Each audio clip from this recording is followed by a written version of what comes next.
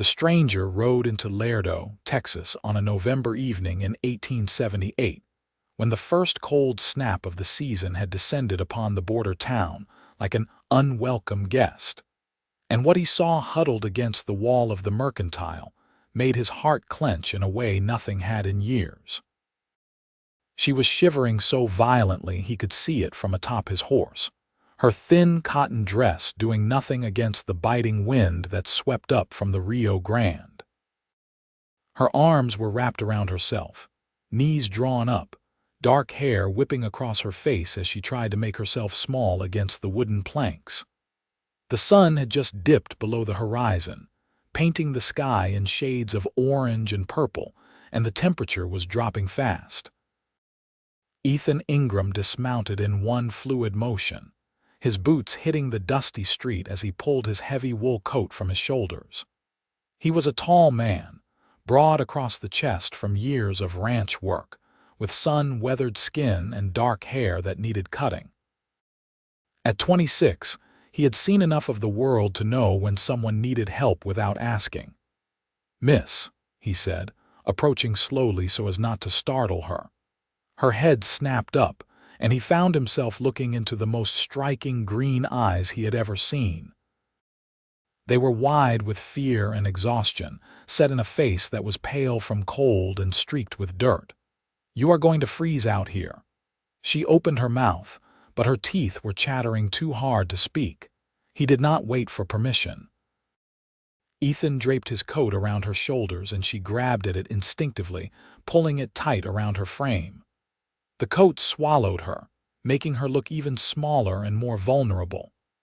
"When did you last eat?" he asked, crouching down to her level. Her voice came out as barely a whisper. "Yesterday morning, I think." Ethan felt anger rise in his chest, though not at her.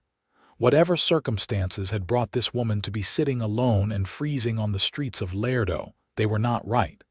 "Can you stand?" She nodded, though when she tried to rise, her legs buckled. Ethan caught her elbow, steadying her. Up close, he could see she was young, probably around 22 or 23, with delicate features and hands that showed evidence of hard work despite their trembling. "The restaurant is just across the street," he said gently. "Let me buy you some supper." "I cannot pay you back," she said, her voice cracking. "Did I ask you to?" She looked at him with those green eyes, searching his face for something. Whatever she found there must have satisfied her because she gave a small nod. Ethan kept his hand on her elbow, guiding her across the rutted street toward the warm glow of the restaurant windows. She stumbled twice, and by the second time, he simply put his arm around her waist to keep her upright. The warmth of the restaurant hit them as soon as they entered, and the woman sagged against him. The proprietor, a stout Mexican man named Miguel who Ethan had known for years, looked up from wiping down a table and his eyebrows rose. "Ethan, my friend, I see you have found someone who needs our hospitality." "A table near the stove, Miguel, and coffee as hot as you have got it." Miguel nodded, his face softening as he took in the woman's condition. He gestured to a table right next to the cast iron stove that radiated heat throughout the small establishment. Ethan guided her to a chair, and she sank into it gratefully, still clutching his coat around her shoulders. Within moments, Miguel brought 2 cups of steaming coffee. The woman wrapped her hands around the cup, and Ethan watched as the steam rose up to warm her face. She closed her eyes, breathing it in. "Thank you," she whispered. "What is your name?" Ethan asked, wrapping his own hands around his cup. "Lucia Thorne." Her voice was stronger now, though still quiet. "I came here with my uncle 3 weeks ago.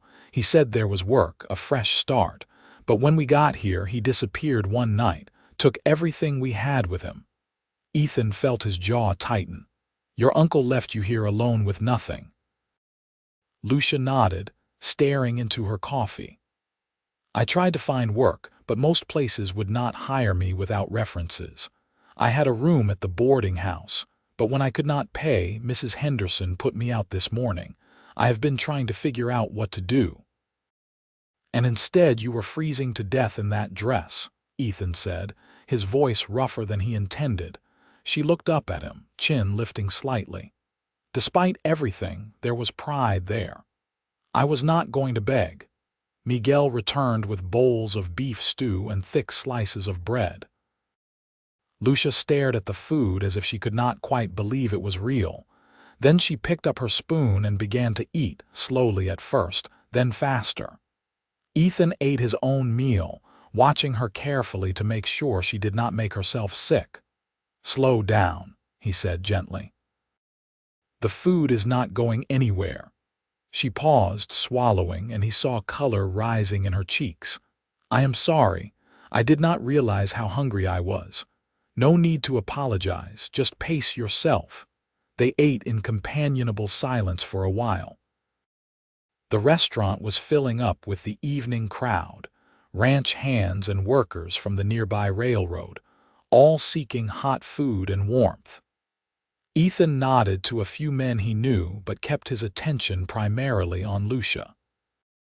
She was beginning to look more human, the color returning to her face, though he could still see exhaustion in the set of her shoulders. When they had finished eating, Ethan leaned back in his chair. "That dress is not going to keep you warm. Laredo gets cold in the winter, especially at night." Lucia pulled his coat tighter. "I know. The mercantile will be open for another hour. We should get you some proper clothing." Her eyes widened. "I already told you I cannot pay you back. And I already told you I did not ask you to." Ethan stood, dropping coins on the table that would more than cover their meal and a generous tip for Miguel. "Come on." She hesitated, then slowly rose.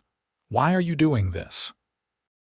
Ethan looked at her, really looked at her, and saw a young woman who had been abandoned by the person who should have protected her, who had spent weeks trying to survive on her own in a harsh town, who had refused to give up even when she had every reason to. Because it is the right thing to do.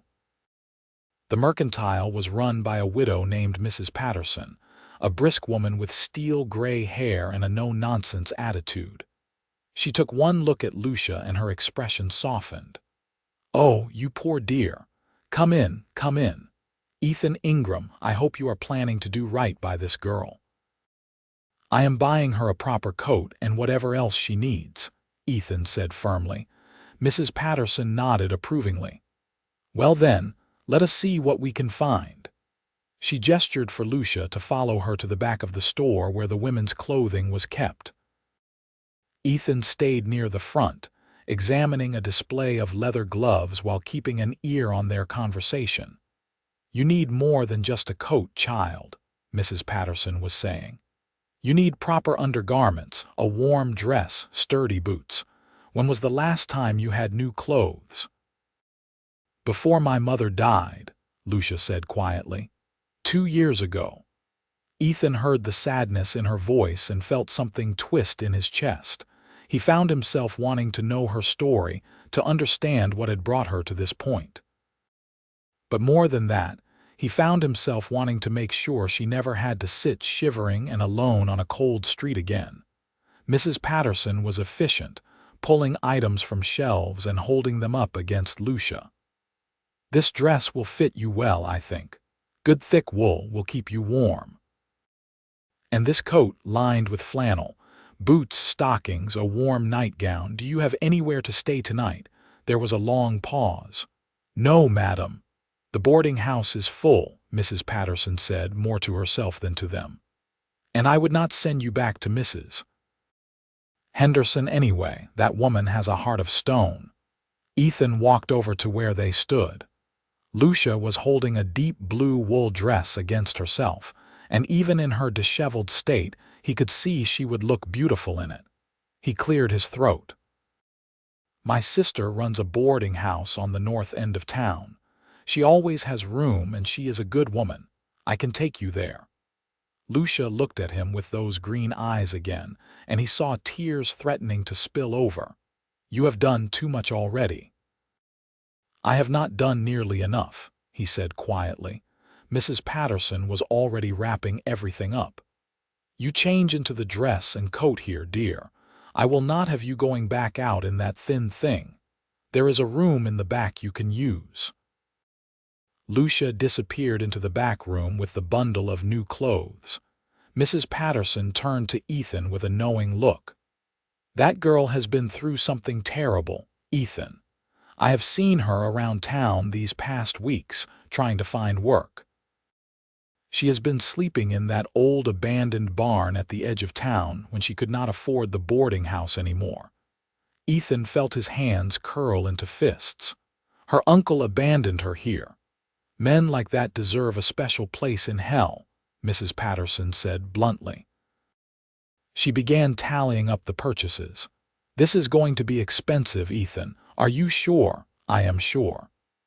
When Lucia emerged from the back room, Ethan had to remind himself to breathe. The blue dress fit her perfectly, bringing out the color of her eyes. The new coat was a warm brown wool that would keep her safe from the cold. Her hair was still tangled, but she had done her best to smooth it back. She looked like a different person, standing straighter with a bit more confidence in her bearing. "How do I look?"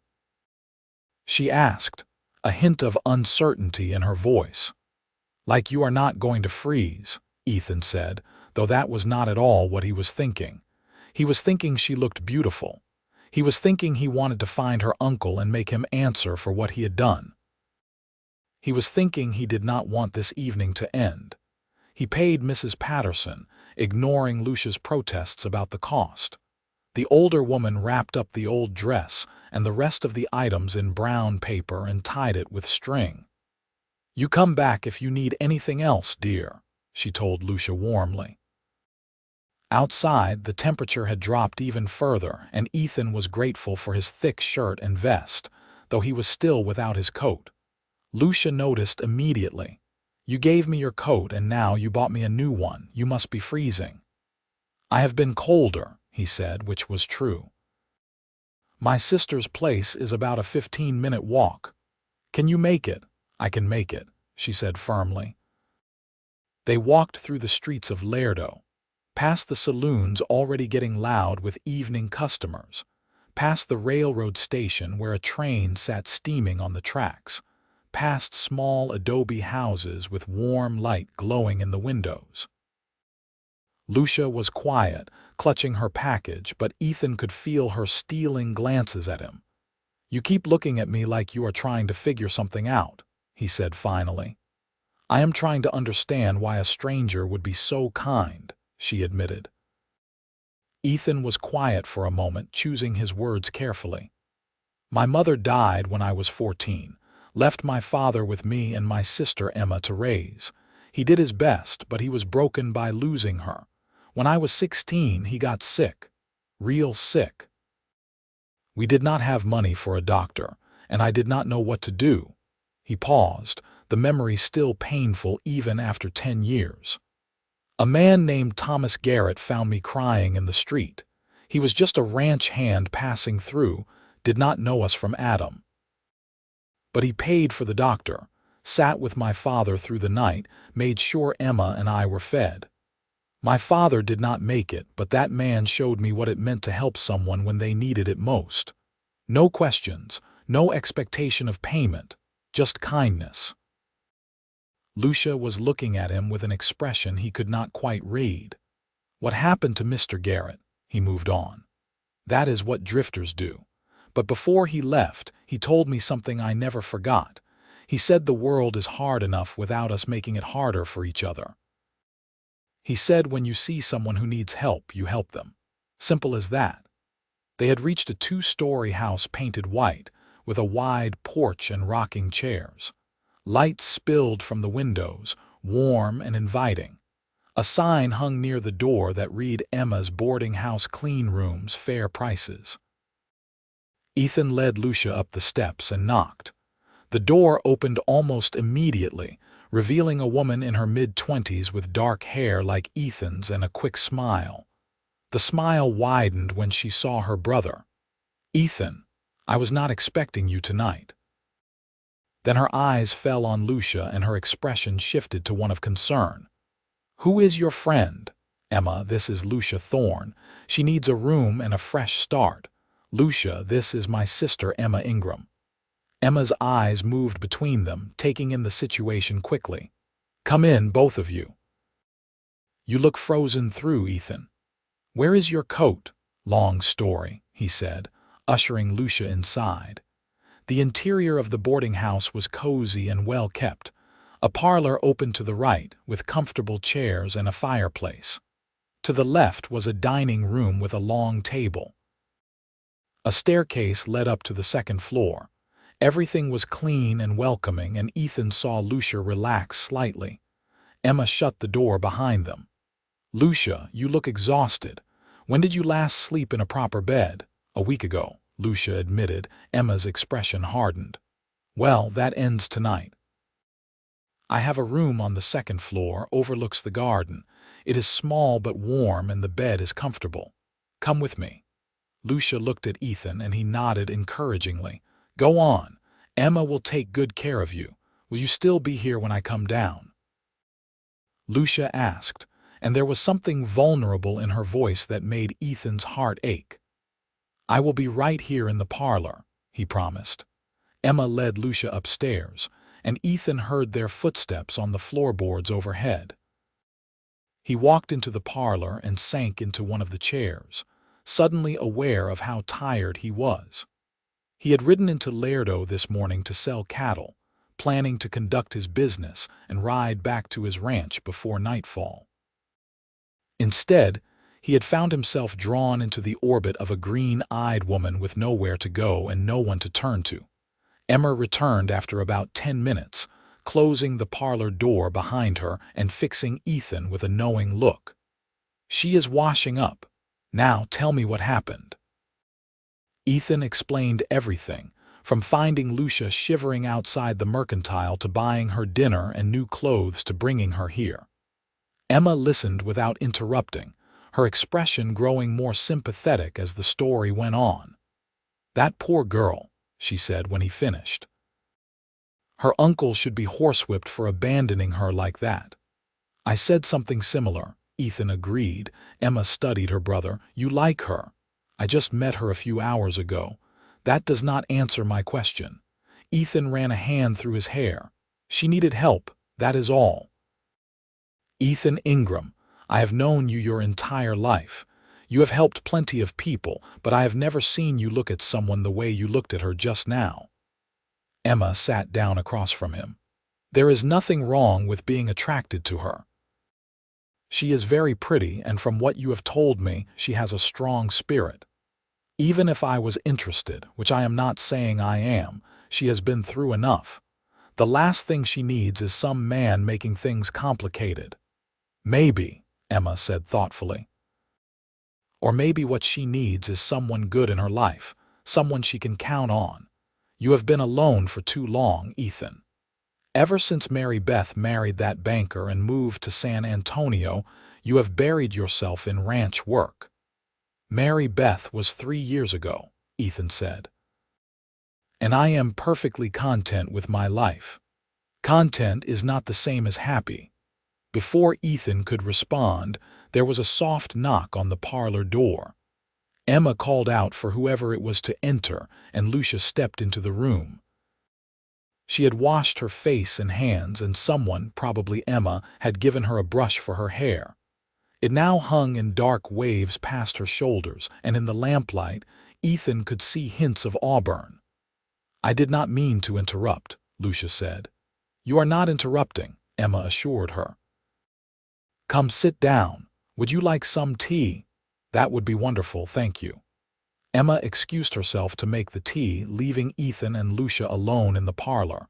Lucia sat in the chair Emma had vacated, folding her hands in her lap. She looked nervous. "Your sister is very kind," she said. "She is a good person," Ethan agreed. "She will not charge you for the room until you can afford it." "I will find work," Lucia said firmly. "I will pay my way." "I have no doubt you will." Ethan leaned forward, resting his elbows on his knees. "But you need to rest first. You are exhausted." I am afraid if I sleep, I will wake up and find this was all a dream, she admitted quietly. That I will be back on that cold street with nowhere to go. It is not a dream.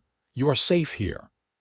She met his eyes and something passed between them, a connection Ethan could not quite name. Why did you stop? Most people have been walking past me for days. Why did you stop and help? Because nobody should be alone and cold when someone can do something about it, Ethan said simply. Emma returned with tea and cups on a tray, along with some cookies she had baked that morning. They sat together in the warm parlor, drinking tea and talking. Lucia began to open up, telling them more about her life.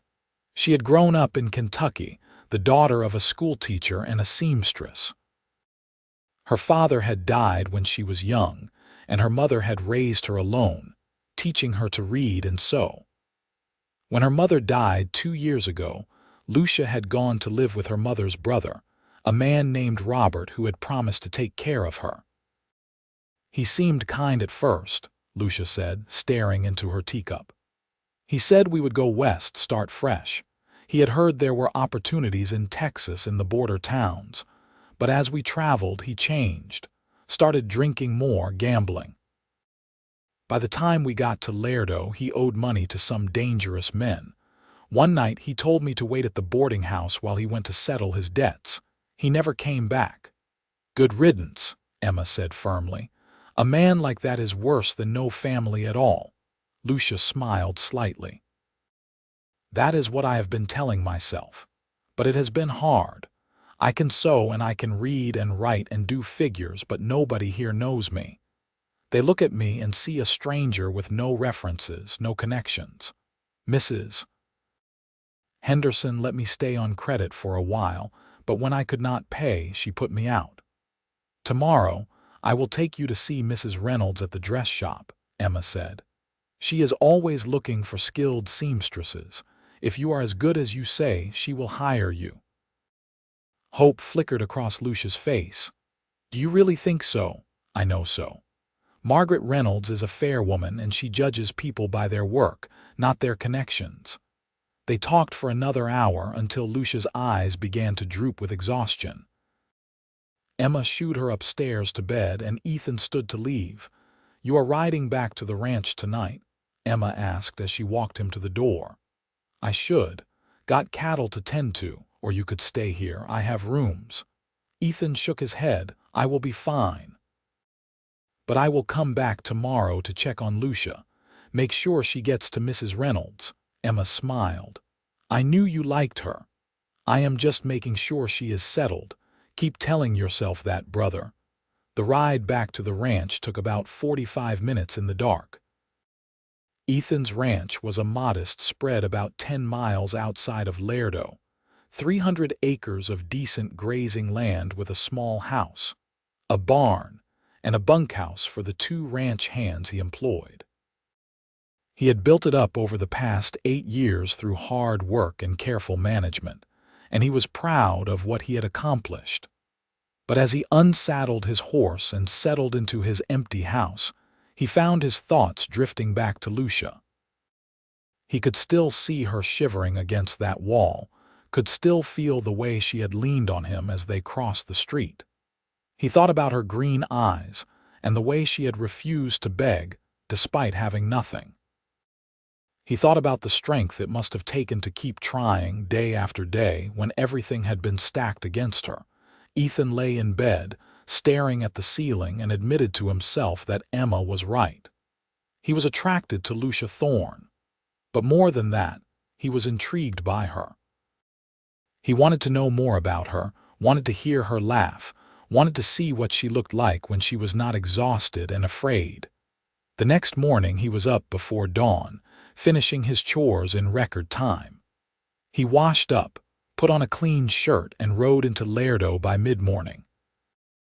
He told himself it was just to make sure Lucia got to the dress shop safely. He told himself he was just being helpful. He did not examine too closely why he had taken extra care with his appearance or why his heart was beating faster as he approached Emma's boarding house. Lucia was in the dining room, finishing breakfast with several of Emma's other boarders. She looked up when he entered, and her face brightened in a smile that made Ethan's breath catch. "Good morning," she said, standing up. She was wearing the blue dress from yesterday, and in the morning light streaming through the windows, she was even prettier than he remembered. "Morning," he managed. "I thought I would escort you to Mrs. Reynolds's shop." "That is very kind of you, but you have done so much already." "I can find it on my own." "I know you can, but I am going that way anyway." This was a lie, but a harmless one. Emma appeared from the kitchen, looking entirely too pleased with herself. "How convenient that you are going that way, Ethan. Lucia, you should definitely let my brother accompany you." The dress shop is tricky to find. It was not tricky to find at all, being on the main street, but Lucia did not know that. She looked between them, and Ethan saw the moment she decided not to argue. "All right then. Thank you." They walked together through the morning streets of Laredo. The town was busy at this hour, with wagons rolling past and people going about their business. The cold snap had eased slightly, but it was still chilly, and Ethan was glad to see Lucia bundled up in her new coat. "Did you sleep well?" he asked. "Better than I have in weeks," she said.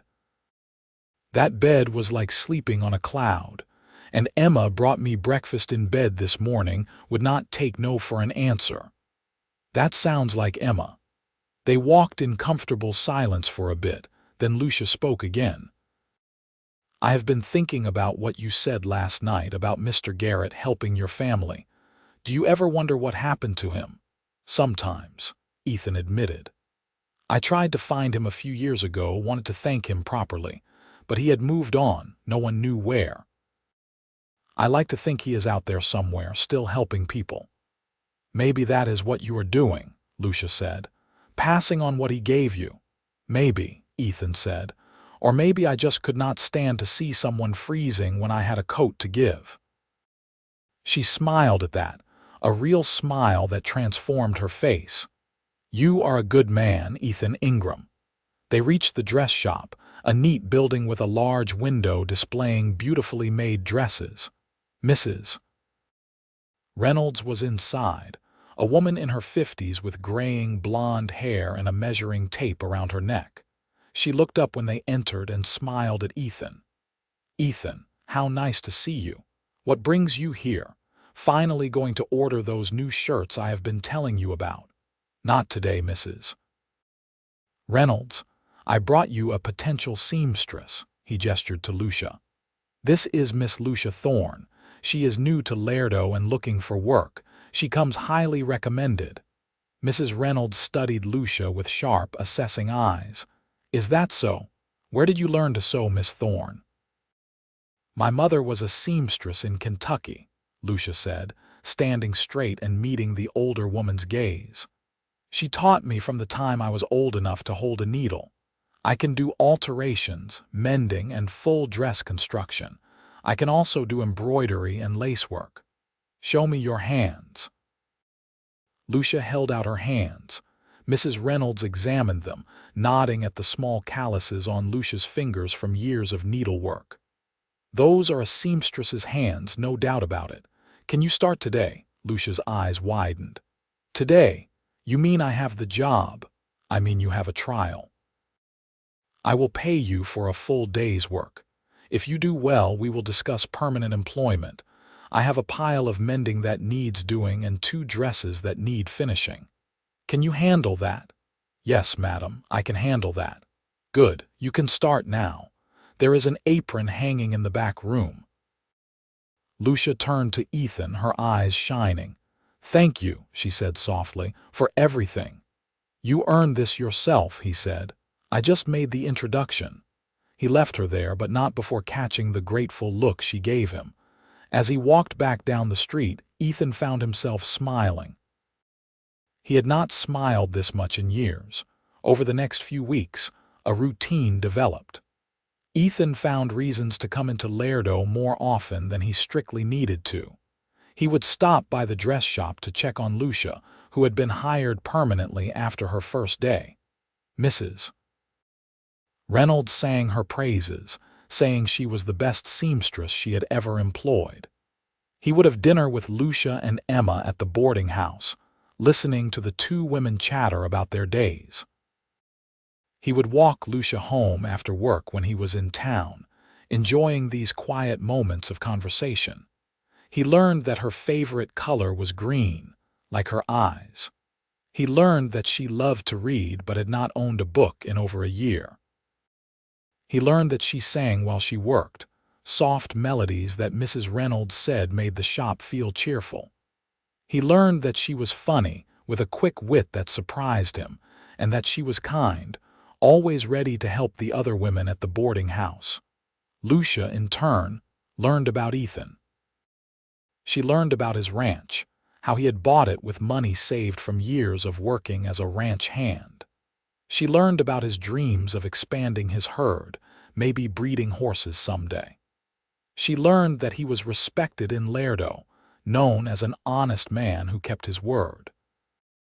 She learned that he had a love of the stars and would sometimes sleep outside just to look at them. What neither of them spoke about was the growing feeling between them, the way their hands would brush and neither would pull away, the way they would catch each other's eyes across the room and smile. It hung in the air, unspoken but present, like the scent of rain before a storm. December arrived, bringing colder weather and preparations for Christmas. Emma decorated the boarding house with pine boughs and red ribbons. Mrs. Reynolds had more work than ever, with women wanting new dresses for holiday parties. Lucia worked long hours but never complained. She had her own money now, could pay her rent and buy her own meals. She was rebuilding her life, piece by piece. On the first Sunday of December, Ethan invited Lucia to visit his ranch.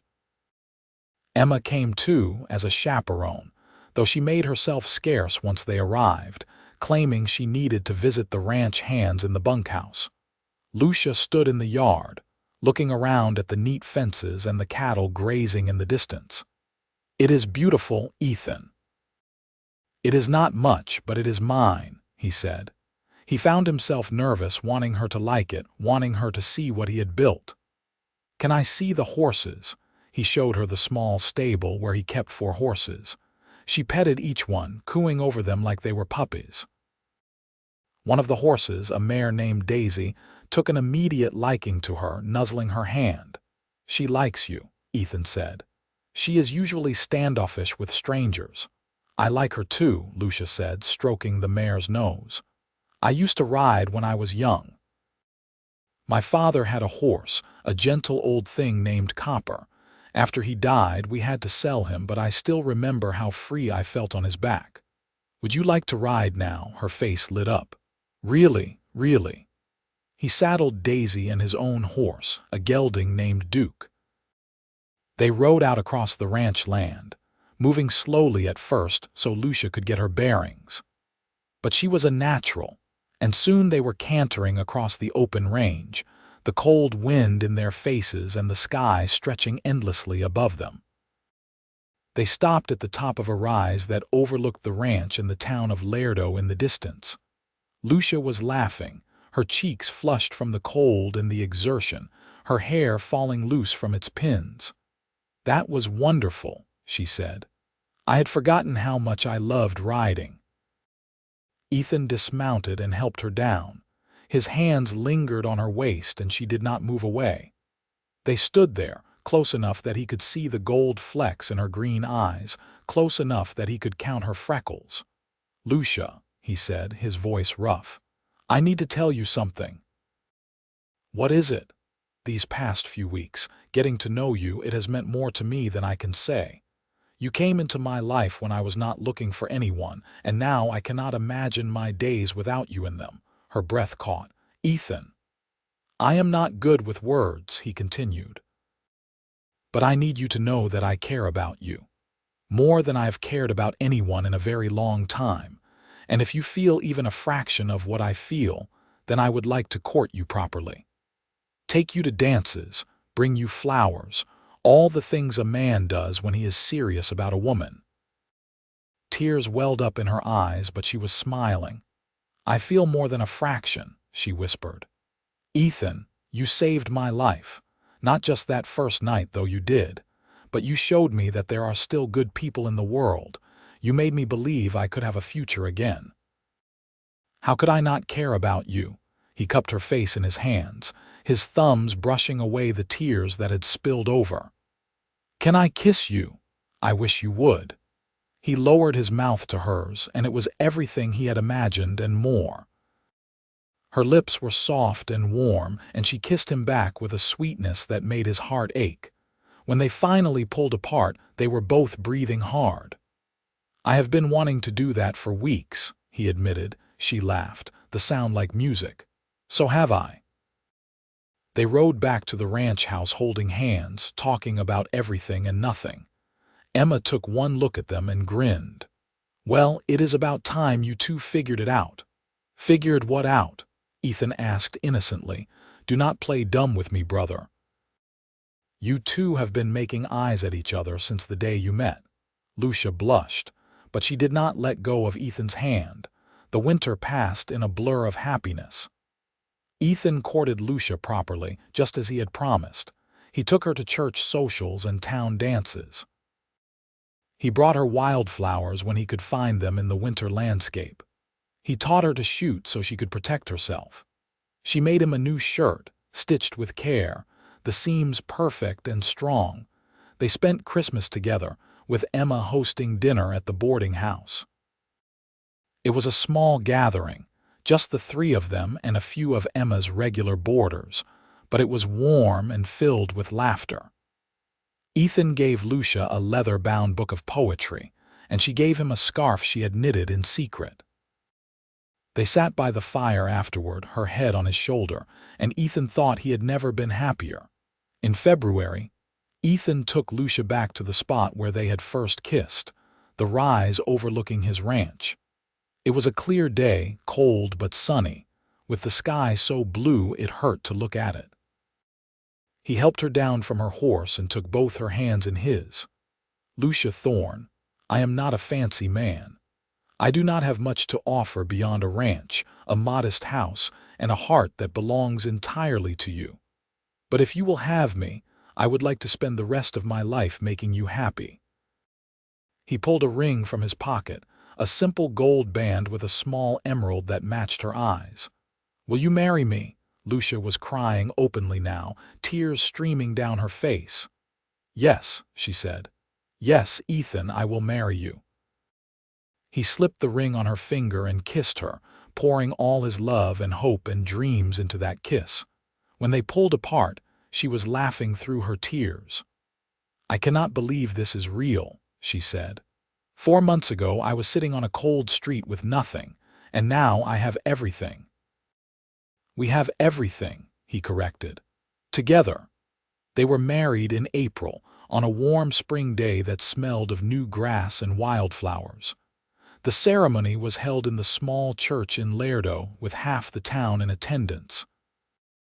Emma stood as Lucia's maid of honor, crying happy tears throughout the entire service. Mrs. Reynolds had made Lucia's wedding dress, a beautiful creation of white lace and silk, refusing to accept payment. Miguel from the restaurant catered the reception with his famous tamales and enchiladas. Lucia walked down the aisle on Emma's arm, since she had no family to give her away. But as she met Ethan's eyes at the altar, she knew she did have family. She had found it in this border town, in the kindness of strangers who had become friends, in the love of a good man who had given her his coat and changed her life. Ethan watched her come toward him and thought his heart might burst. She was so beautiful it took his breath away, but more than that, she was brave and strong and kind. She was his partner, his equal, his love. The preacher asked if anyone objected to the union. The church was silent. He pronounced them man and wife, and Ethan kissed his bride as the congregation cheered.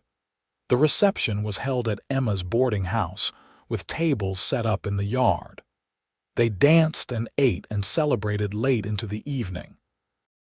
As the sun set and the stars came out, Ethan pulled Lucia away from the party, leading her to a quiet corner of the garden. "Happy?" he asked. "Happier than I ever thought possible," she said. "Sometimes I still cannot believe this is my life now." "Believe it," he said, pulling her close. "You are Mrs. Lucia Ingram now, my wife, my love, my everything." They moved into the ranch house together, and Lucia transformed it from a bachelor's dwelling into a home. She hung curtains and planted a garden. She cooked meals that filled the house with warmth and delicious smells. She worked with Mrs. Reynolds part-time, still sewing because she loved it. But now she had time to help Ethan with the ranch too. She learned to keep the books and helped him plan the expansion of his herd. Their first year of marriage was full of discoveries. They learned each other's rhythms, the way Lucia sang while she cooked and Ethan grew quiet when he was thinking hard about something. They had their first argument over something silly that neither could remember later, and learned how to apologize and forgive. They laughed together, worked together, dreamed together. On a warm night in late summer, they lay in bed with the windows open, listening to the crickets and the distant lowing of cattle. Lucia snuggled closer to Ethan, her head on his chest. "I have something to tell you," she said softly. "What is it?" "I am with child." Ethan sat up so fast he nearly knocked her over. "You are, truly," she was grinning. "Truly. Mrs. Patterson confirmed it this afternoon. We are going to have a baby, Ethan." He pulled her into his arms, holding her tight. "A baby," he whispered. "We are going to be parents. Are you happy?" Happy does not even begin to cover it. They talked late into the night, making plans and dreaming about their child. Would it be a boy or a girl? Would they have Lucia's green eyes or Ethan's dark hair? What would they name the baby? The pregnancy progressed smoothly. Lucia glowed with health, her belly growing round as autumn turned to winter. Ethan fussed over her, not wanting her to overdo it, but she insisted on maintaining her routines. She still sewed, though Mrs. Reynolds limited her hours. She still tended her garden and helped with the ranch accounts. She was determined not to be fragile. Emma visited often, bringing baby clothes she had been knitting and advice about what to expect. Mrs. Reynolds and Mrs. Patterson stopped by regularly, part of a network of women who had embraced Lucia as one of their own. Miguel sent food from the restaurant, making sure Lucia had plenty of nourishing meals. On a cold night in March, almost a year to the day after their wedding, Lucia went into labor. Ethan rode like mad to fetch the midwife, a capable woman named Mrs. Santos. He paced outside the bedroom while Emma and Mrs. Santos attended to Lucia, his heart in his throat every time he heard her cry out. After hours that felt like years, he heard a new sound. The thin, fierce wail of a newborn baby. Emma emerged from the bedroom, her face exhausted but happy. "You have a son, Ethan. A healthy, strong boy." He stumbled into the bedroom, barely seeing anything but Lucia propped up against the pillows, holding a tiny bundle wrapped in blankets. She looked tired but radiant, her hair damp with sweat, her eyes shining with love. "Come meet your son," she said softly. Ethan sat on the edge of the bed and looked down at the tiny face peeking out from the blankets. The baby had stopped crying and was looking up at him with dark, unfocused eyes. He had a wisp of dark hair and tiny, perfect fingers that grabbed onto Ethan's thumb when he offered it. "He is so small," Ethan whispered, awed. "He is perfect," Lucia said. "What should we name him?" They had discussed names for months but had not settled on anything. Ethan looked at his son, at his wife, at the life they had built together. "Thomas," he said, "after the man who taught me what kindness meant, Thomas Garrett Ingram." Tears streamed down Lucia's face. "That is perfect." "Hello, Thomas. Welcome to the world." The years that followed were full and rich. Thomas grew into a sturdy boy with his father's dark hair and his mother's green eyes. He was curious and adventurous, always getting into things, keeping his parents on their toes. When he was 3, Lucia gave birth to a daughter they named Violet, a quiet baby with a sweet disposition. 2 years after that came another boy, Henry, who was loud and energetic from the moment he was born. The ranch prospered. Ethan's careful management paid off, and he was able to expand his operations, buying more land and increasing his herd. He started breeding horses, just as he had dreamed, and discovered he had a talent for it. Lucia continued to sow, now teaching Violet as her own mother had taught her. Their home was always full of noise and laughter, of children running and playing, of love in every corner. Emma remained close, a devoted aunt who spoiled the children terribly. She eventually married a kind banker named Joseph, and they had children of their own. Sunday dinners became a tradition, with both families gathering at the ranch. Mrs. Reynolds retired and sold her dress shop to Lucia, who ran it with the same fair-handed approach she had experienced. She hired women who needed a chance, just as she had once needed one. Mrs. Patterson and Miguel became like family, stopping by often to see the children and share meals. On the evening of their 10th anniversary, Ethan and Lucia sat on the porch of their ranch house, watching the sun set over the land they had built their life on. The children were asleep inside, worn out from a day of play. The ranch was quiet, peaceful. "You ever think about that night?" Lucia asked, her hand in his. "The night you found me, all the time," Ethan admitted. "I think about how close I came to riding right past. I almost did, you know. It was late and I was tired and part of me just wanted to get home." "What made you stop?" He was quiet for a moment, thinking. "I do not know. Something just told me to look, and there you were." Lucia leaned her head on his shoulder.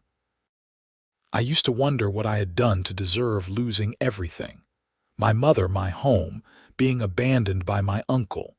But then you found me, and I realized maybe I had not lost everything. Maybe I had to lose what I had so I could find what I was meant to have all along." "I was not looking for anyone," Ethan said. "I was content with my life, or so I thought. But the moment I saw you, something shifted. I knew I had to help you, but more than that, I wanted to know you. I wanted to hear your story. I wanted to see you smile. And now I cannot imagine my life without you.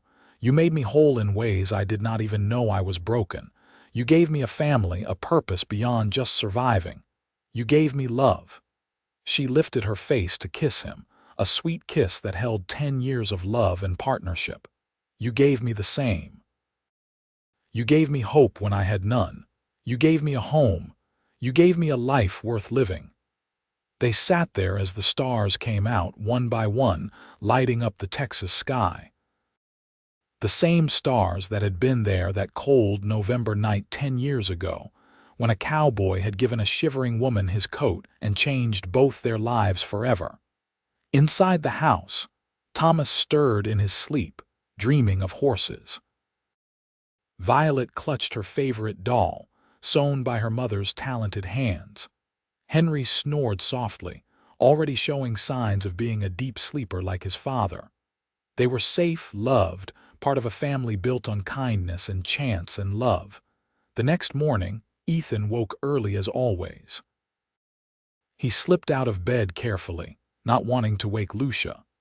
He dressed quietly and headed outside to start his morning chores.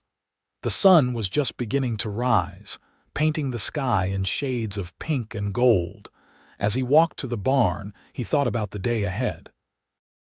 He needed to check the fences in the north pasture, and there were several horses that needed training. Thomas had been begging to help with the horses, and Ethan thought maybe it was time to start teaching him. The boy was only 7, but he was responsible for his age. Lucia woke to an empty bed but was not concerned. Ethan was always up early, tending to the ranch. She lay there for a moment, her hand resting on the warm spot where he had been sleeping, enjoying the quiet before the children woke. She rose and dressed, then went to start breakfast. As she cooked, she looked around the kitchen with deep satisfaction. The curtains she had sewn, the table Ethan had built, the children's drawings pinned to the wall. Every corner of this house held memories, held love. Thomas was the first to wake, padding into the kitchen with his hair sticking up in all directions. "Morning, Mama." "Good morning, sweetheart. Did you sleep well?" "I dreamed about riding horses with Papa." "Well, after breakfast, maybe you can ask him if you can help in the barn." Thomas's face lit up. "Really? You think he will let me?" "I think he might." One by one, the other children woke and stumbled into the kitchen. Violet helped set the table while Henry mostly got in the way, being only 2. Ethan came in from the barn, stomping dirt off his boots and washing up at the sink. They sat down to breakfast together, a family ritual that neither Ethan nor Lucia ever took for granted. They talked about the day ahead, made plans, laughed at Henry's attempts to eat oatmeal without wearing most of it. After breakfast, true to Lucia's prediction, Thomas asked if he could help with the horses. Ethan looked at Lucia, who nodded encouragingly. "All right, son. Go get your boots on." Thomas whooped with excitement and ran to get ready. Ethan caught Lucia's eye and smiled. "He is growing up so fast." "They all are," she agreed. "Before we know it, they will be grown and starting their own lives."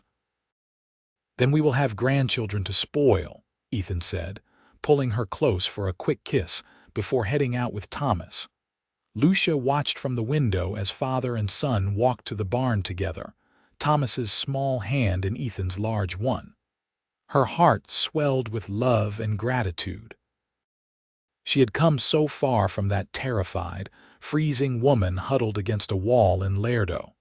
That afternoon, while the children napped and Ethan was out on the range, Lucia sat at her sewing machine in the small workroom Ethan had built for her. She was working on a special order, a wedding dress for a young woman in town. As she stitched, her mind wandered back over the years. She thought about her mother, wishing she could have met her grandchildren.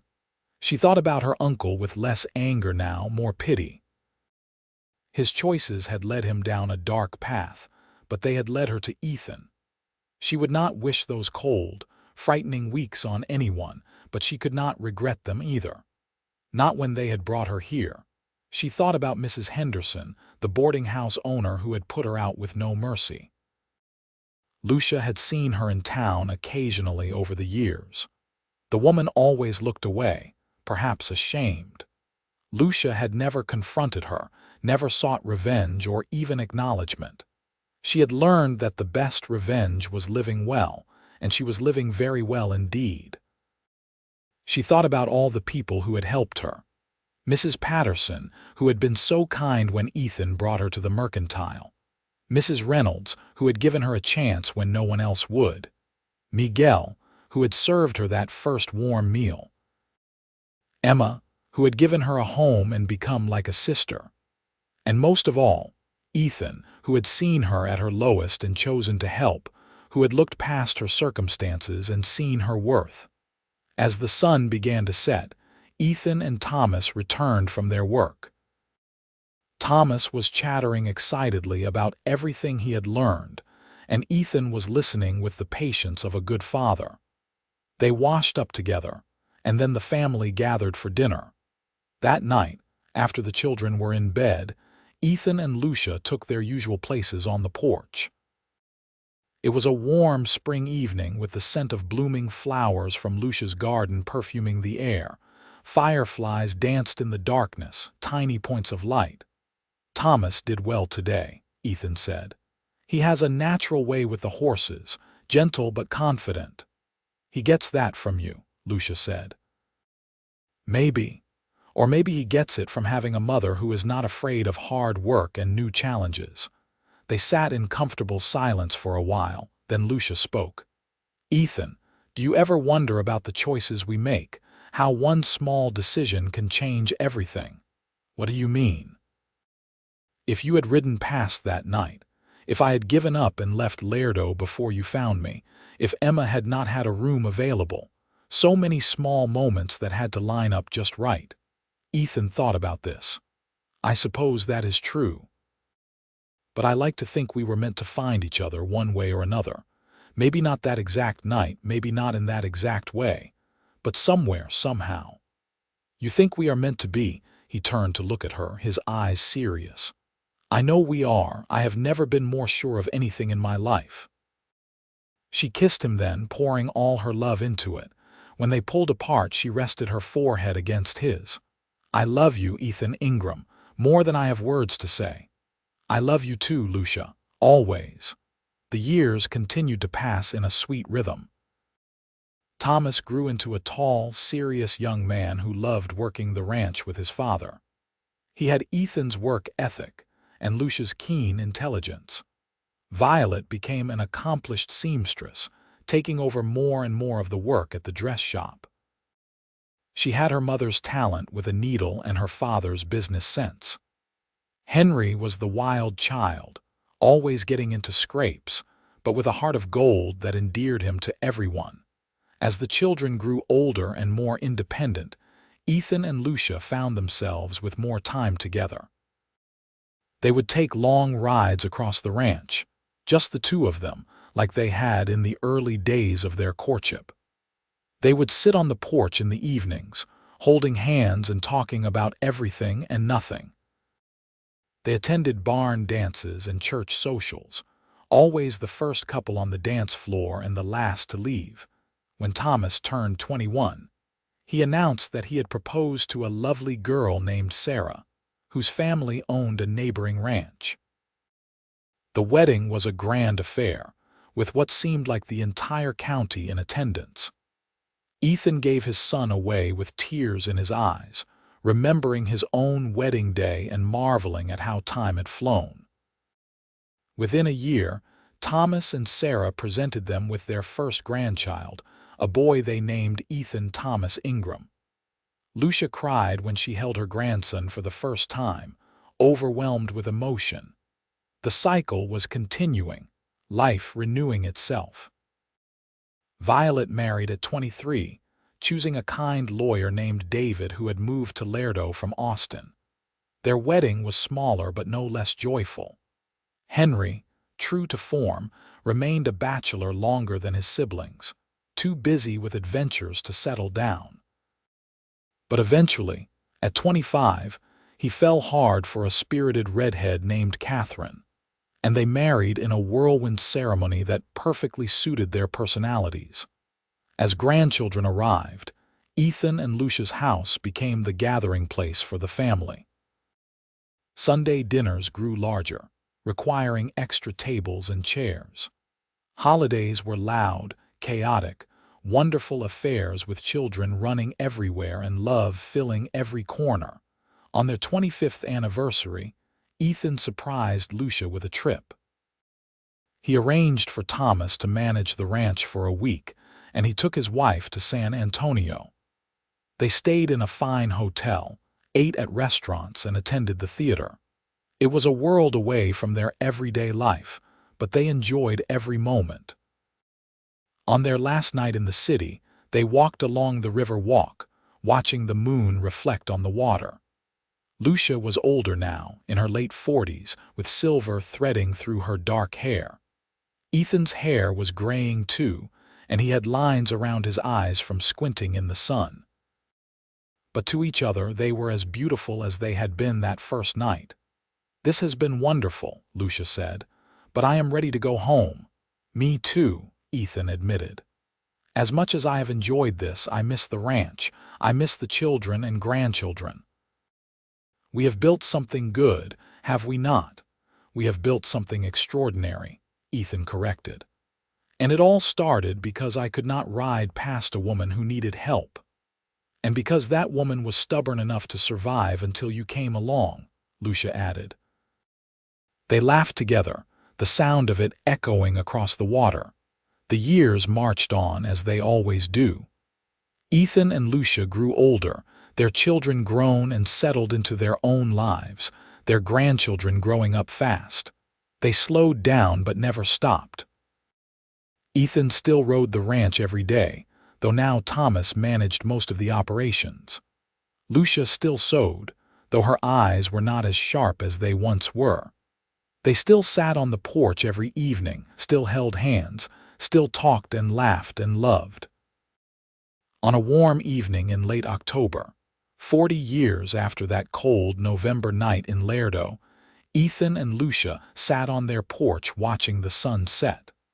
They were in their 60s now, their bodies showing the wear of lives well lived.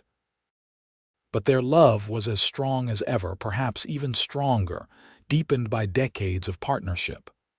"I was thinking today," Lucia said, "about that dress I was wearing when you found me. Do you remember it?" "I remember thinking it was far too thin for the weather," Ethan said. "I still have it, you know, tucked away in a trunk in the attic. I could never bring myself to throw it away. It reminds me of where I came from, what I survived." "You survived much more than a cold night," Ethan said. "You survived loss and abandonment and hardship.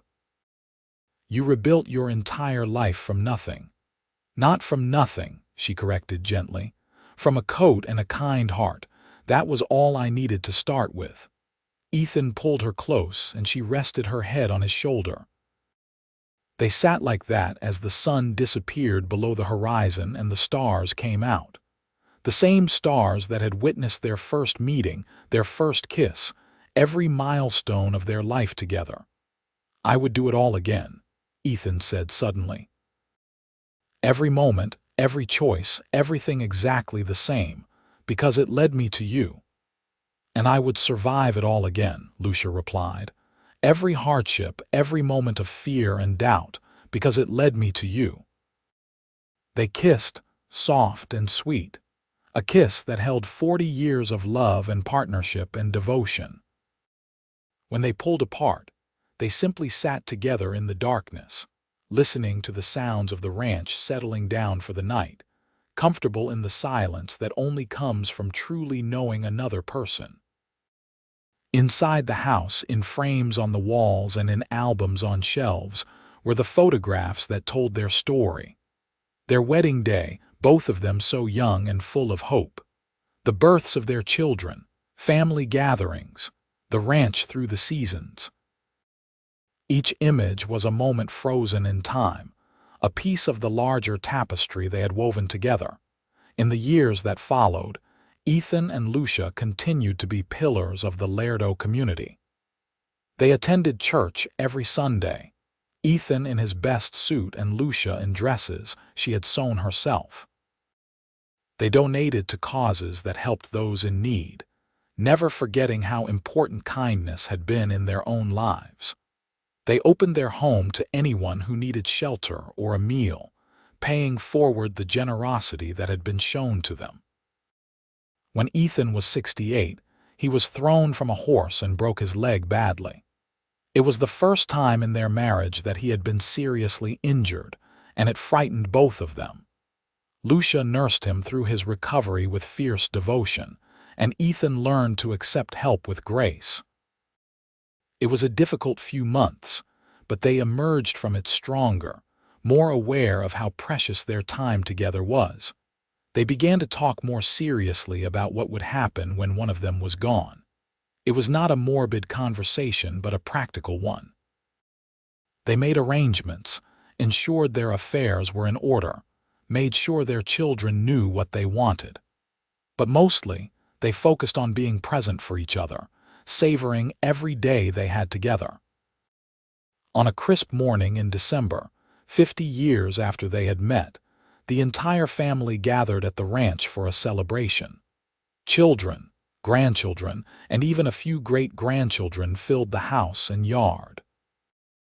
A photographer had been hired to take a family portrait, and there was much chaos as everyone tried to arrange themselves. Ethan and Lucia sat in chairs at the center of the group, surrounded by the family they had created. As the photographer prepared to take the picture, Ethan reached for Lucia's hand. She squeezed it, and they looked at each other, years of love passing between them in that glance. "Look at the camera, please," the photographer called. But for just a moment longer they looked only at each other. Then they turned, smiling, and the picture was taken. It would hang on the wall of the ranch house for generations to come, a testament to what love could build. That evening, after the party had wound down and the family had departed, Ethan and Lucia found themselves alone again. They were tired but happy, full of good food and surrounded by the evidence of lives well lived. 50 years, Lucia marveled. Half a century since you found me on that street. Best decision I ever made, Ethan said. Stopping to help you. Best thing that ever happened to me, you stopping. They made their way to their bedroom, helping each other up the stairs they had climbed thousands of times. They prepared for bed in the comfortable routine of long marriage, each knowing the other's rhythms and patterns. As they lay in the darkness, Lucia spoke softly. "Ethan, promise me something, anything. Promise me that when one of us goes, the other will not give up, will not stop living. We have built too much, loved too much, for either of us to simply fade away." Ethan was quiet for a long moment. "I promise if you promise the same, I promise." They fell asleep holding hands, as they had for 50 years. The seasons continued their eternal cycle. Spring brought new calves and foals. Summer brought long days of work and warm evenings on the porch. Fall brought the harvest and preparations for winter. Winter brought cold nights and warm fires. The family gathered close. Ethan was 76 when he developed a cough that would not go away. The doctor said it was pneumonia, common in men his age. He was ordered to bed rest, and for a few weeks he seemed to improve. But then he took a turn for the worse. Lucia sat by his bedside, holding his hand, refusing to leave. The children came, bringing grandchildren and great-grandchildren to say goodbye. Emma came, now in her 70s herself, tears streaming down her face as she hugged her brother. On a quiet afternoon in late March, with the spring flowers blooming outside the window and Lucia's hand in his, Ethan Ingram took his last breath. His final words were simple, "I love you." Lucia felt her heart break, but she did not break. She sat with him for a long time, memorizing his face one last time, thanking him for 52 beautiful years. Then she called for the children and began the process of saying goodbye. The funeral was the largest Laredo had seen in years. Ethan had touched countless lives through his kindness and integrity. The church was packed, with people standing in the back and spilling out into the street. They buried him on a hill overlooking the ranch, under the wide Texas sky he had loved. In the weeks that followed, Lucia grieved deeply but with grace. She allowed herself to feel the pain, to miss him terribly, but she also remembered her promise. She would not give up. She would keep living, keep finding joy, because that is what he would have wanted. She continued to sew, finding comfort in the familiar rhythm of needle and thread. She spent time with her children and grandchildren, finding Ethan in their faces and mannerisms. She sat on the porch in the evenings, though now only one chair was occupied, and she talked to him as if he were still there. In a way, he was. He was in every board of the house they had built, every blade of grass on the ranch they had nurtured, every smile of the descendants they had created. Thomas took over full management of the ranch, running it with the same integrity his father had shown. Violet took over the dress shop completely, though she always made time to sew with her mother. Henry, who had inherited the ranch house and land, insisted that Lucia stay there for as long as she wanted. It was her home and always would be. 2 years after Ethan's death, on a warm evening in November, Lucia sat on the porch as the sun set. She was 73 now, still sharp-minded but physically frail. She thought about the circle of her life, how it had brought her from Kentucky to Texas, from despair to hope, from loneliness to love. She thought about that cold November night, so many years ago, when she had been huddled against a wall with no hope for tomorrow. She thought about the tall cowboy who had stopped, who had given her his coat, who had changed her life. She thought about everything they had built together, the family they had raised, the love they had shared. As the stars began to appear, Lucia closed her eyes and felt Ethan's presence beside her. Not a ghost, not a haunting, but the echo of love so strong it could never truly die. She smiled, at peace with her life and ready for whatever came next. She lived for another 5 years, dying peacefully in her sleep at 78. Her last thoughts were of Ethan, of the feeling of his coat around her shoulders that first night, of his hand in hers through 52 years of marriage, of the life they had built from one moment of kindness. They buried her next to Ethan on the hill, and the entire town of Laredo mourned. The ranch stayed in the family, passed down through generations. The house was maintained with love, becoming a gathering place for family celebrations and holidays. The dress shop continued to operate, run by Violet's daughter and then her granddaughter. And on cold November evenings, when the wind blew down from the north and the stars came out bright and clear, the family would tell the story of how it all began. They would tell the children about Ethan and Lucia, about a cowboy who could not ride past someone in need, about a woman who survived and thrived. They would tell about a coat given freely, about kindness that changed lives, about love that lasted beyond death. The story became legend in Laredo, passed down through generations. The house on the hill became known as a place where love had built something lasting. Young couples would visit, hoping some of that enduring love would rub off on them. Old couples would visit, remembering their own long journeys together. And sometimes, on the clearest nights, if you sat on the porch of that old ranch house and listened carefully, you could almost hear them. The soft murmur of conversation, the gentle laughter, the comfortable silence of two people who knew each other completely. Ethan and Lucia, together still in the way that matters most, in the memories of those who loved them and the legacy they left behind. Their great-great-grandchildren would play in the yard where their children had played, would ride horses descended from Daisy and Duke, would learn to sew on the same machine Lucia had used.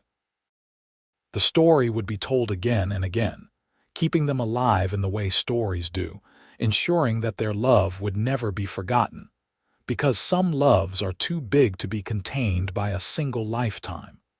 Some loves echo through the generations, inspiring and guiding.